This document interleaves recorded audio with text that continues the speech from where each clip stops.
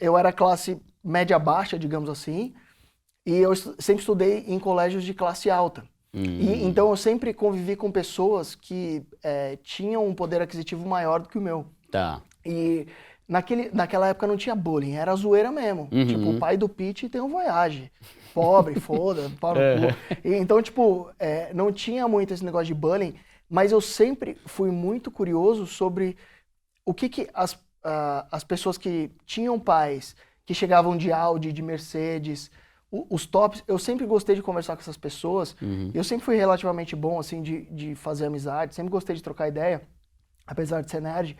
Eu gostava de conversar com as pessoas para entender o que levava as pessoas a terem dinheiro. Tá. E aí, conversando com essas pessoas, tanto no ensino fundamental quanto no ensino médio, que eu fiz no Bandeirantes, que aí já é um nível foda, assim, de escola, eu percebi que os pais que eram mais ricos, eles eram empreendedores. E aí eu comecei a associar o meu pai CLT, mesmo não sendo pobre, mesmo não sendo fudido, mas a gente sempre tendo que enxugar gastos. Eu sempre vi aquilo como uma vida de não abundância, uma vida de escassez, e eu não queria viver uma vida de escassez. E por estar orbitando nessa seara de pessoas de muito alto nível aquisitivo, poder aquisitivo, eu comecei a conversar com essas pessoas e falei, acho que tem que ser empresário, tem que ser economista, tem que trabalhar na Bolsa de Valores, tem que ir para o mercado financeiro para ganhar muita grana. Então eu escolhi o meu mercado de acordo com o que eu seria remunerado, assim. Sendo bem sincero, porque eu sou músico igual a você. E música é um negócio maravilhoso, um negócio que toca o coração das pessoas. Só que vai te dar R$0. Sim. A não ser que você seja funkeiro ou sertanejo, mas sou roqueiro degenerado, lascado. Aí não tem o que fazer mesmo. Não tem. Aí eu falei, eu vou fazer economia. Eu tive a sorte, quando eu estava na 5ª série, só voltando um pouco, a minha escola foi visitar a Bolsa de Valores, cara. Foi visitar a B3, que era junto com a BMF na época. E aí eu vi o Trading Floor, que era quando as pessoas negociavam, que os caras infartavam, os caras... Trading Floor é o nome daquela TVzinha e a galera gritando em volta. A galera gritando em volta. Trading Floor? Era o chão onde aconteciam as negociações. Ah, tá. E aí eu, nerd, lá na 5ª, 6ª série, perguntei o que as pessoas faziam, o que precisava pra estar lá. Mas que da hora uma escola fazer uma excursão pra B3, né? É por isso que o meu pai ele abriu mão de muita coisa, de carro, de casa, para que eu estudasse nas melhores escolas, assim. Ele trocou tudo por educação e hoje eu sou muito grato a isso, assim. Eu sou muito grato ao meu pai, porque eu via vários outros pais tentando ostentar para aparecer para a galera da escola, mas depois o cara não conseguia pagar a mensalidade. Teu pai economizava nos móveis da casa para pagar a tua escola, exatamente, né? Economizava em tudo, economizava em carro, porque ele sabia o quanto que ele ganhava, né?